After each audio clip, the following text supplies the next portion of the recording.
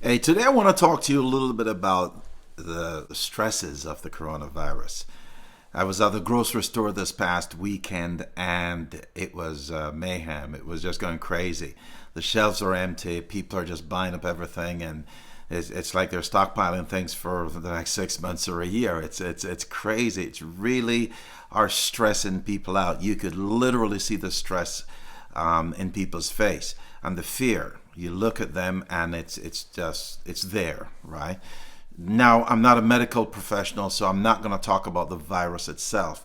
But what I can talk about is how to cope with it. And I'm going to give you three simple things that you can do to cope with the stresses and the fears that's coming from this thing. My name is Lincoln Holness, and I've been a coach for about 6 years. I've dealt with enough CEOs and middle management who's always under stress, by the way. So that I can help you with. Augundina writes, which man in the time of need that never called upon his God?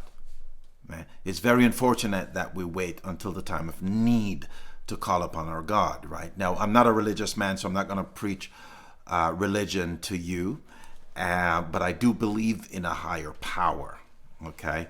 And it's very unfortunate, like I said, that we wait until the time of need to call upon our God. But if there was ever a time, now is the time, right? And I believe that prayer is one of the most powerful things that you can do. And here is a great opportunity right now for all of us to come together and pray. Now, I would caution you that when you're doing this praying, please remove the word I. A lot of us always tend to pray for the I. Okay? Now, we're all in this together. So pray for your neighbors. Pray for the healing of the world. Pray for everyone else. I think if we all do that, things will be a lot much better. Now, prayers are very powerful because it could calm you. In the moment you're praying, your stress levels will come down. Your fears will somehow dissipate, right?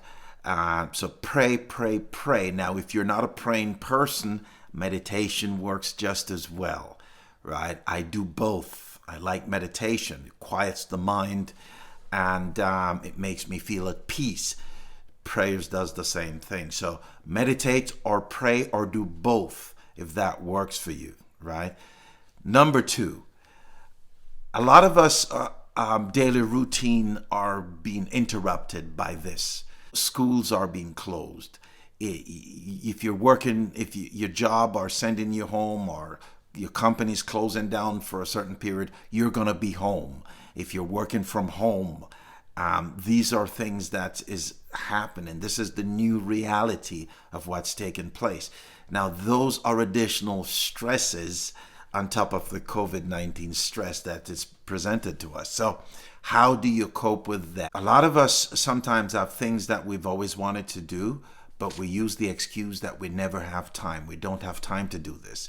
We don't have time to do that. So now is a great time. This is giving you the opportunity to do that, or to do those things, right? That project you have always wanted to work on, that thing that you've always wanted to do that you always claim you never have time for, here it is right now.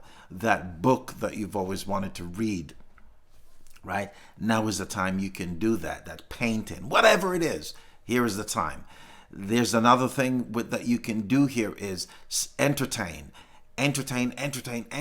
right? Entertain the kids. You can play games if you have kids. For those of you who have kids, you can play games with them, all kinds of games. You can sing, you can dance, you can do crazy stuff, and just anything to get a laugh. Do it. It doesn't matter how stupid it looks. Just do it, right? Just to get the laugh.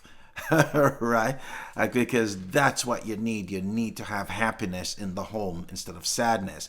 I would also caution you to stay away from the news. Now, you can listen to it just to get the highlights and updates, but do not sit there and just dive into it all day long. Some people spend 4, 5, 6, 7 hours a day watching the news. That is only going to send your stress level, or make your stress level and fear levels a lot higher. Right? So stay away from that. Entertain. Games as much as you can, right? Number three, use technology for what it was intended to use for. Communicate. Here is a great opportunity for you now to don't share these stupid, foolish pictures and selfies that you always share, but share something meaningful. Like, how are you coping with your current situation? There's somebody out there that could use that information as well, right? What is it you're doing to deal with this current stress that this is causing? Other people could use that, right? Your expertise. All of us have expertise in areas, in certain things. We're skills in certain things that the next guy could use or the next person could use. Share those things. Others can use it also, okay? We all are in this together, so help out. Stop sharing those stupid selfies and pictures. That's meaningless. And share something of value, right? A friend of mine a couple days ago posted on Facebook that to all the elderlies in our community, anyone needs help, please reach out to her. She's willing to help. These are the things that you need to do, because the elderlies are the most vulnerable at this time. So reach out to them and help them as much as you can. Some of us have elderlies as neighbors. Reach out to them, right? These are the things that technology was intended to use for. So let's use it and put it to some good use here. Okay, somehow in this crisis, it bring out the best out of us. So offer to help as much as you can, right? And if you think you have nothing, offer to help anyways. Right? Thank you for watching. I really appreciate your time and attention. And share this video, like it, and leave a comment. And always remember, be good to yourself.